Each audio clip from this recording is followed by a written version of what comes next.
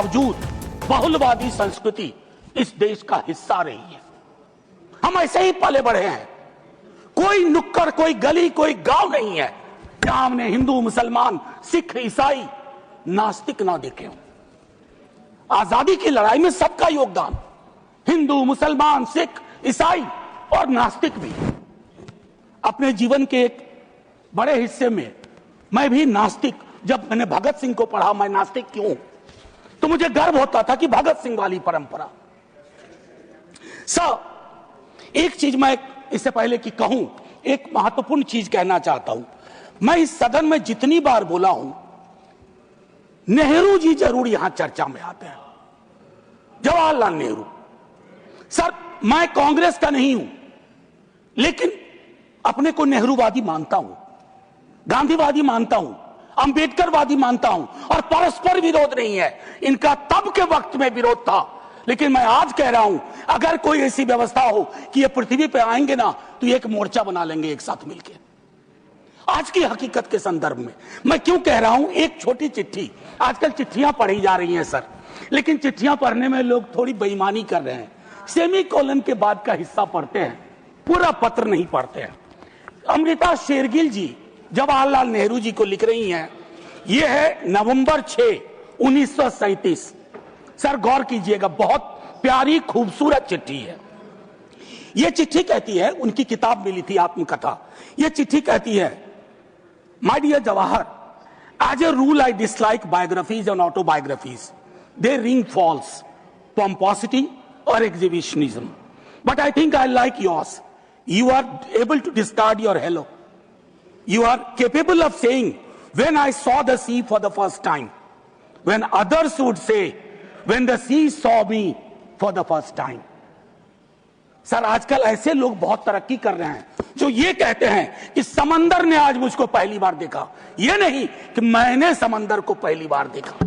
ये एक महत्वपूर्ण चीज है। सर ध्रुवीकरण आज के हमारे जीवन का हिस्सा बन गया। क्या बंकिम बाबू ने यह कल्पना की थी, उस महाकवि ने यह कल्पना की थी कि देश इतने टुकड़ों में बंट जाएगा? पार्टीशन से ज्यादा, पार्टीशन से ज्यादा। अभी मैंने देखा चंद महीनों पहले इस देश में आई लव महाकाल और आई लव मोहम्मद में जिहाद करवा दिया गया, झगड़ा करवा दिया गया। I can love every God simultaneously, yet I want to remain in peace, in prosperity, seeking justice and getting it. ये रवायत क्यों खत्म हो रही है? सर ये निकेन प्रकारेण चुनाव जीत जाए, मैं बधाई देता हूं। चुनाव जीतना एक कला है, हो सकता है ये इस कला में आप निष्णात हो, लेकिन सर मैंने कहा तो मैं चोट नहीं पहुंचाऊंगा, लेकिन चुनाव जीत जाए और देश हार जाए, देश टुकड़ों में बट जाए, गलियों गलियों में नफरत की फसल हो, ये कौन सा वंदे मातरम है? ये कौन सा वंदे मातरम है? मैं सिर्फ ये कहना चाहता हूं, चुनाव जीतने की कई पद्धतियां हैं। कुछ पब्लिक को पता है, कुछ अभी नहीं पता है, आने वाले दिनों में पता चल जाएगा, क्योंकि इस मुल्क में कोई सीक्रेट बहुत दिन छुपता नहीं है। लेकिन एक चीज जो सबके सामने उजागर है कि आप चुनाव के वक्त, चुनाव से पूर्व, चुनाव के दौरान आप किस प्रकार की जुबान बोल रहे हैं। सर मैं जानता हूं, जब तमाम हमारे सीनियर साथी लोग, मंत्री लोग एक दिन तो पब्लिक लाइफ छोड़ के जाएंगे, मैं भी जाऊंगा छोड़ के, सर मैं भी छोड़ के जाऊंगा, लेकिन मूल्यांकन करूंगा मेरी बातों ने कितनों को चोट पहुंचाई है, कितने घर में दीवारें खड़ी कर दी, कितने गांव में तकसीम जैसे हालात कर दिए। मैं वंदे मातरम के माध्यम से कश्मीर पे बोलूंगा, शाम में मेरी ट्रोलिंग हो जाएगी, मैं नहीं बोलूं क्या? चुप हो जाऊं भय से, डर से? सर 1 मिनट का वक्त दीजिए, मैं ज्यादा वक्त, मेरे दूसरे स्पीकर हैं वो बोलेंगे, बस उसको 1 मिनट का वक्त दीजिए, मेरी बातें अधूरी रह गई हैं। लेकिन ऐसे अवसरों पर अक्सर होता है, सालगिरह जरूर मनाएं, गिरह का ध्यान रखें, वर्षगांठ जरूर मनाएं, गांठों का ध्यान रखें, और अगर वो न कर पाए तो इतना जरूर करें, इन महापुरुषों को, इनकी रचना को अपनी राजनीति का अवसर न बनाए, औजार न बनाए। और एक आखिरी टिप्पणी करूंगा, पहले भी कह चुका हूं, सर, इस सदन में पक्ष विपक्ष दोनों तरफ महापुरुषों को याद करने वाले लोग हैं।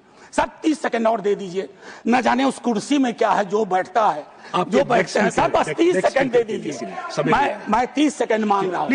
मैं सिर्फ इतना कहना चाहता हूं, मैंने पहले भी कहा, प्रधानमंत्री जी को एक्चुअली बीजेपी के लोगों को नेहरू का धन्यवाद करना चाहिए। वो पॉलिटिकल लाइफ जैकेट की तरह इस्तेमाल किए जाते हैं। Nehru ji political life jacket. इसलिए कल सदन में एक नेता ने कहा, मैं आज यहां दोहराता हूं, एक दिन तय करिए और तय करिए कि मुकदमा हो। आप भी जिरह करिए, हम भी जिरह करें। मैं इतिहास का छात्र हूं, दिल्ली आया था एमए हिस्ट्री करने, धारा थोड़ी बदल गई, लेकिन आज भी इतिहास को संदर्भ में देखता हूं। 1937, 1905, 1915 की बातें पढ़ूंगा तो पूरा पैराग्राफ पढ़ूंगा, सेमीकोलन के बाद नहीं पढ़ूंगा। और मेरा इतिहास बोध 14 से पहले का है, 14 के बाद का नहीं है। जय हिंद, वंदे वंदे। Thank you. Doctor M Thambi Durai ji.